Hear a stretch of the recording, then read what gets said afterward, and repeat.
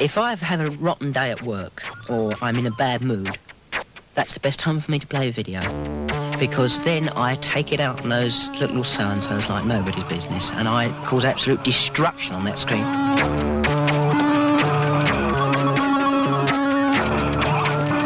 Skillful, interesting, possibly exciting game. It's not a pin table. I mean, it is a rather complex television set with a load of little logic board or programming it. Very good fun, a bit like a sort of TV tennis, a slightly more exotic tennis? example. You can't call... No, I'm sorry, I'm not having it. You cannot call it TV tennis. It's very, very complicated. Comparing it with the first Space Invaders, they've come a long way.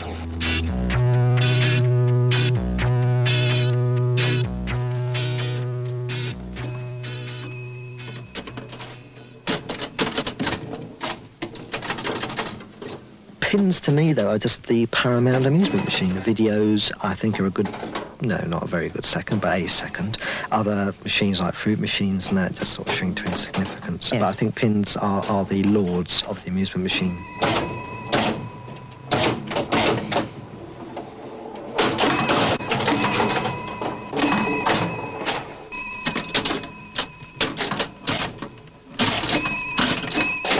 It's a phenomenal machine because as you score on the top and through the targets, you get this piece going up that lights, and basically the idea is to get the top unit as high as possible. It's also a good game. It's got 5 bumpers. It's got a very unusual flipper design as well, with the 2 flippers and a piece in the middle, and a drop target, which is quite unusual at the time it came out. Yeah, and you've got targets on motors as well. And if you hit both of them, it puts the top target, which is in the middle, up. It's a drop target, basically, which is common now. So, as I said, I've just got it up then. And I'm on warm and hot. And each time when you get on hot, you like the top bumper to give 100 points, which is a high score in a machine of this sort of age.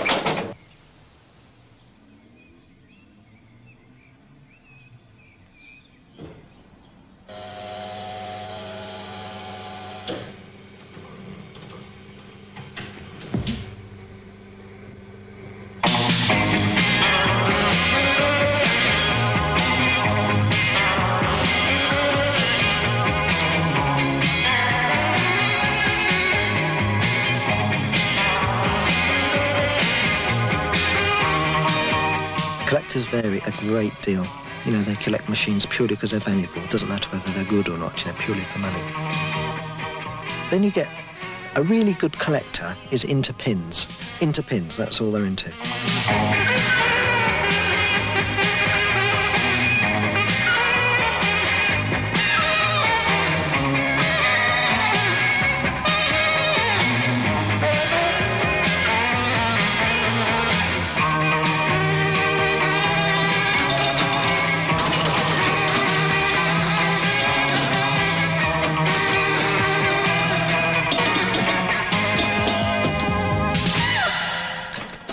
Up at the Broadway itself, at Tooting Broadway, you've got the Lots of Fun arcade. It still is. Even to this day, it's called the Lots of Fun. And it was lots of fun to be in there. They used to have, I think they would have about 30, 40 machines in there. But it was terrific games. Terrific.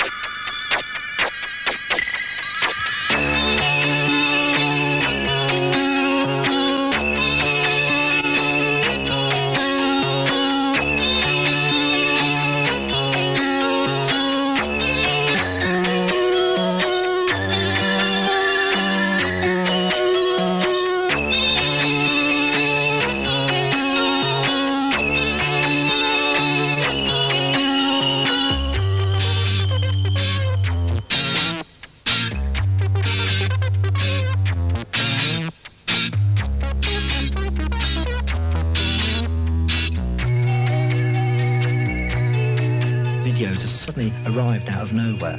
Pin tables have got a history, they go back in time. You can never just destroy something that has a history. Instead of having a normal scoring system, you gamble on the horses. Whichever horse gets to the finish first wins, and you get a certain number of replays according to how you've positioned it. On to another machine.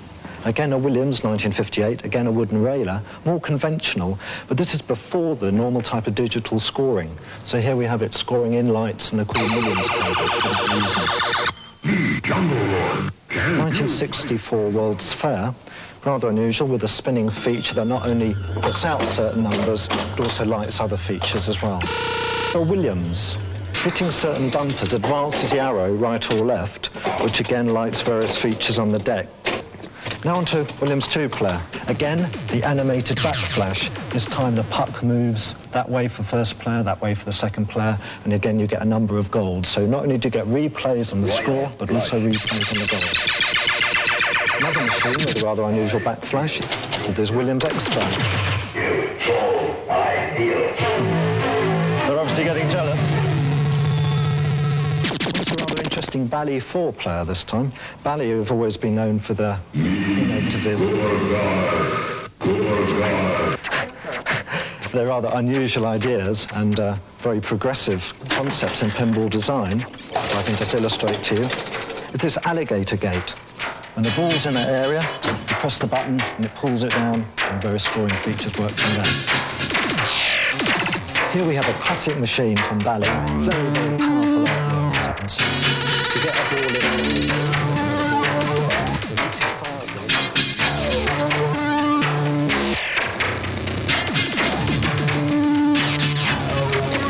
This feature the whole game. Being interrupted again.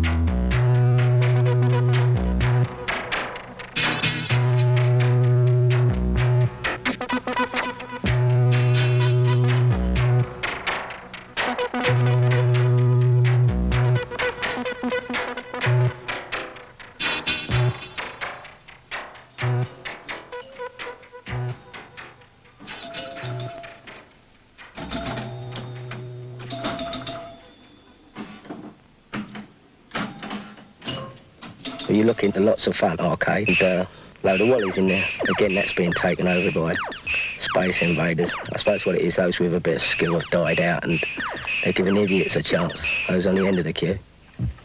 My boys have the Space Invader. They have a knock at me. It's friendly. But it's just an argument that always stands which has the skill.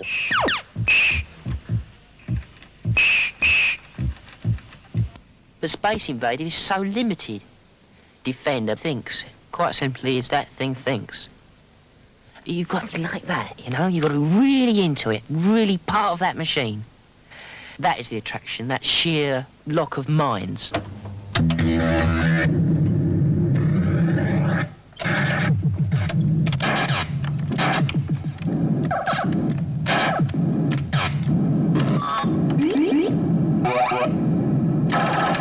You know, you move with your ship. You don't move just your hands. You are the ship. That's how you get the high points.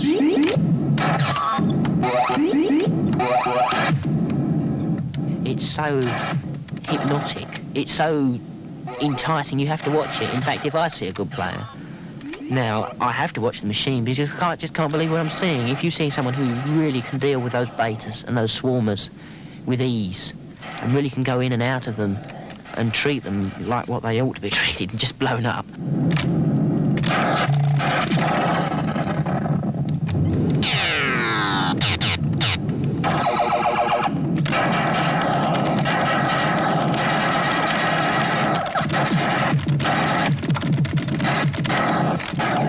Once, when I've got to 200,000, I had cramp in my middle finger. Because when you're really going, I suppose you really don't realise how fast your fingers are moving.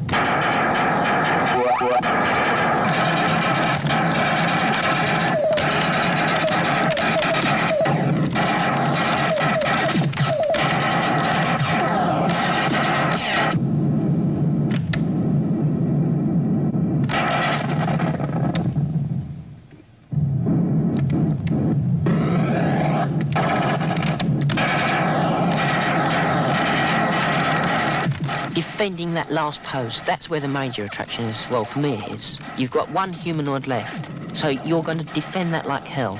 And those things which are going to try and destroy that humanoid are coming at you like hell and are coming at it like hell. So you've got to do some really fancy flying and some really fancy defending.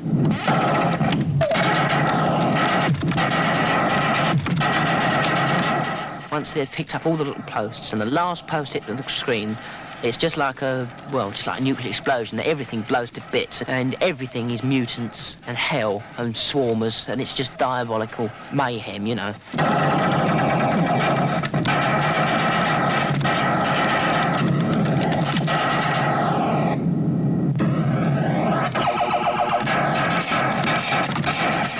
I've known mutants to be very stubborn in being destroyed.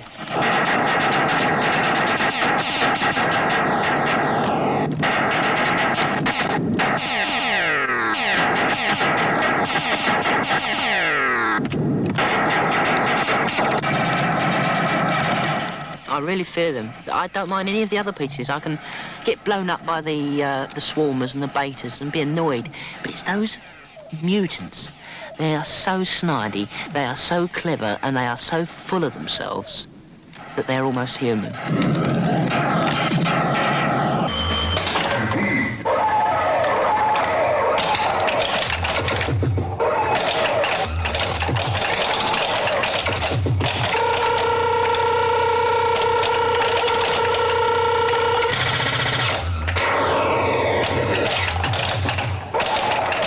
With a pin, I feel I'm playing a living machine. A living machine. With a video, I'm just playing a machine. Pins aren't as contrived. Videos may be skillful in certain ways, but they're much more contrived. Everything's more programmed. A pin table, all right, the basic game layout's there, yeah. But you never know what's going to happen. No one can actually say when you flick that ball, it's going to do this, this, and this.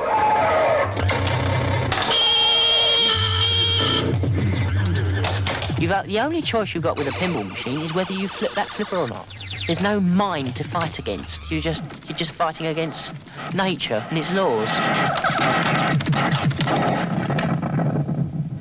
And if the ball goes in a certain area where you can't get it, you can't get it, and that's it. I don't like pinball machines. They're just, well, they are antiquated.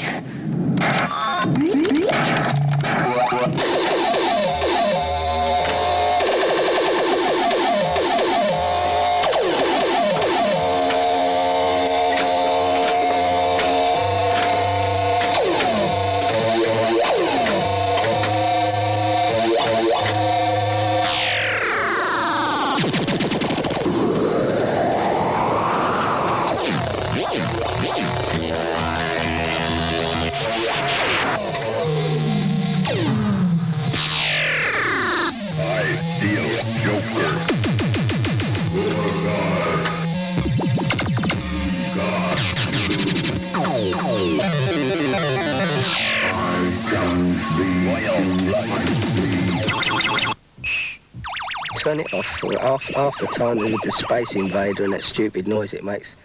Not only turn it off, I'd rather smash it to pieces. It's an idiot box, Space Invader, that's where it belongs. Should be all put in a rocket, shot up and left up there for the other moon mad to play. Not us, they're nutters machines.